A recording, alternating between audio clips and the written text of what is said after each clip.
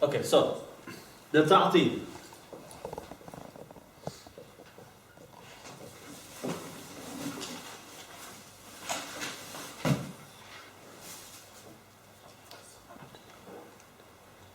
Okay. So the ta'til is going to be one of three.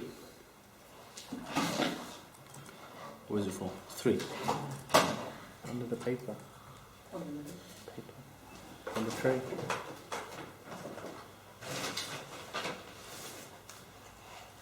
Okay. So it could be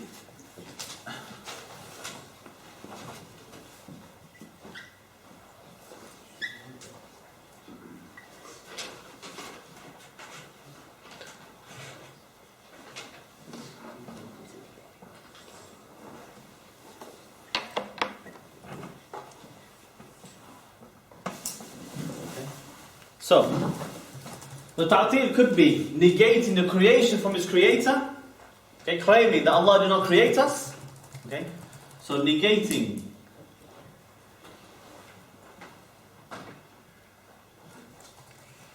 the creator or attributing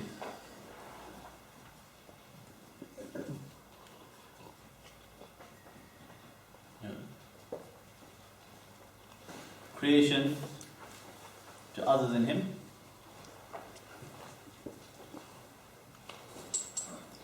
Okay, this is one type of ta'til. Not every mushrik will have this type of ta'til. Okay, for example, the mushrikeen of the Quraysh, they never claimed that they were not created by Allah. They recognized. The Christians, they recognized Allah created us. The Jews recognized that Allah created us.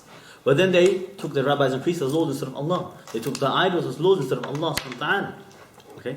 So Allah said, look, say to them, who created? من خلق السماوات والأرض? Who created the heavens and the earth?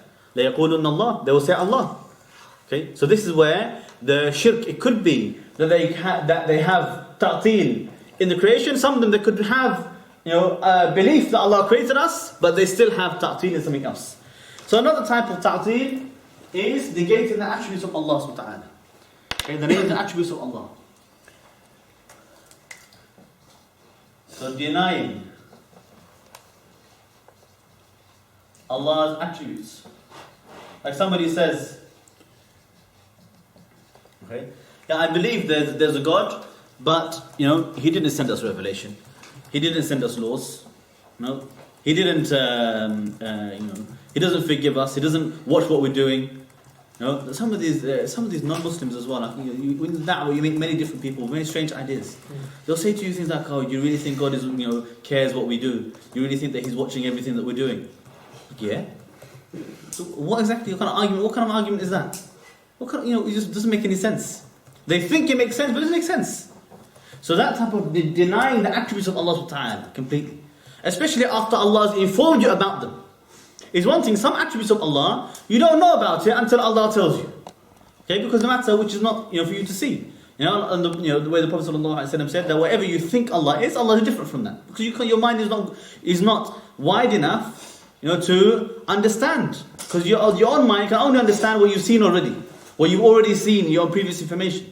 And Allah Subhanahu is beyond your own imagination. So some things, which is attributes, you cannot understand it, or know what it is until Allah informs you. That's why we describe Allah the way He described Himself. And so if you deny something Allah described Himself, then you are making ta'til. Okay, you're making this ta'til.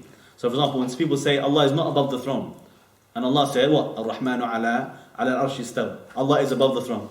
And you say no, He's not above the throne. You're making ta'til. You're negating the attribute of Allah that Allah created for you, that Allah legislated for you. Informed you about. When Allah Ta'ala says that what? The Quran is kalamullah, is the word of Allah. This is the word of Allah. And then you say, no, it's not the word of Allah, it's creation. It's like anybody else, it's like any other book. It's like anybody. This is shirk in Allah Ta'ala because you are negating the attribute of Allah. He sent you the word of Allah, kalamullah. In the Quran, Allah Ta'ala said, حَتَّى يَسْمَعَ كَلَامَ اللَّهِ, until they hear the word of Allah. So does Allah have words or not? They say, no, Allah can't speak. The one who says that, whatever his intentions were, he's actually committing shirk in Allah by negating His attributes. Negating the attributes Allah has informed us about and disbelieving in His words. Okay? So the ta'til could be the names and attributes of Allah. So it could be that he says, I believe Allah created us, however, he denies other attributes of Allah or the names of Allah, or he gives those names and attributes to other than him, subhanahu wa ta'ala. Okay? He negates his oneness in it, in his exclusivity in it. Because it's not only the fact that we believe in Allah's names and His attributes, but that He's exclusive in those attributes. Nobody else has those attributes beside Him. So if you start to give it to others as well, you've also negated it. Because it's no longer unique, no longer belongs only to Allah subhanahu wa ta'ala. You make it like anybody else. We say, لَيْسَ كَمِثْلِهِ شَيْءٍ. There's nothing like Allah. So if you start to say that Allah has an attribute that we also have, just like Allah, that means you've negated it. Because it's not really the unique, the supreme, the way Allah Ta'ala described it. And the last one, it could be, you deny Allah's right to be worshipped.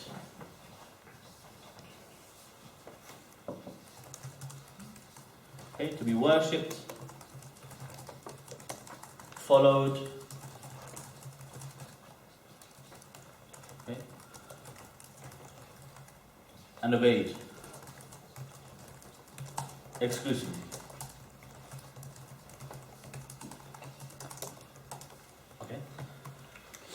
Okay, for example, somebody who says, Allah can't tell me what to do.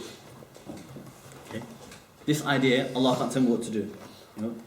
He decides himself what he should do. That is shirk al-ta'til. It's shirk al-ta'til. The atheists will come up with some arguments and say, look, don't you find it, this problematic that we should base our own laws, or we should follow laws based upon something in a book? Yes, if that book is the book of Allah, yes, of course. I think you find it more problematic that men who are all deficient and greedy and biased and racist and have all these problems, that they should make the laws for everybody. And they always get it wrong. Every few years they have to correct and amend. Why? Because they never get it right. They will never get it right. 10 years later, they look at the laws they had this year and they say that was stupid. What were we thinking? Because man-made laws by their own nature will always be deficient, whereas the laws of Allah will always be perfect. Okay? Will always have that perfection. So here there are many different types, examples we can give of this type of ta'til. Okay? The Sufis, the extreme Sufis, they commit shirk in Allah subhanahu wa ta'ala when they start to worship other than Him or give the attributes of Allah to their saints or the Shia, they give it to their imams. They start to say that their imams can legislate, instead of Allah, and abrogate what was revealed to Muhammad sallallahu alaihi wasallam, because they believe that they're infallible. So whatever they decide, that is the law for them.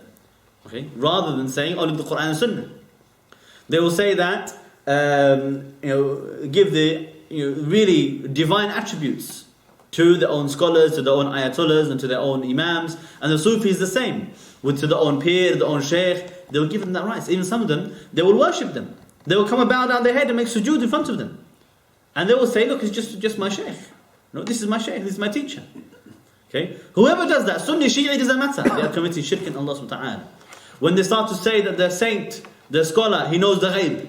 And there are some people who claim that. They say that no, that my shaykh can tell you exactly what the day you're going to die. So this is shirk. This is shirk. This is shirk akbar. They're giving. He's saying that Allah is not the one who is alim al-ghaib, the only one who knows all the ghaib. Okay? He's giving that right to his own teacher, his own shaykh. The Jahmis. Jahm bin Safwan, he was one of those early heretics that first introduced this type of bid'ah.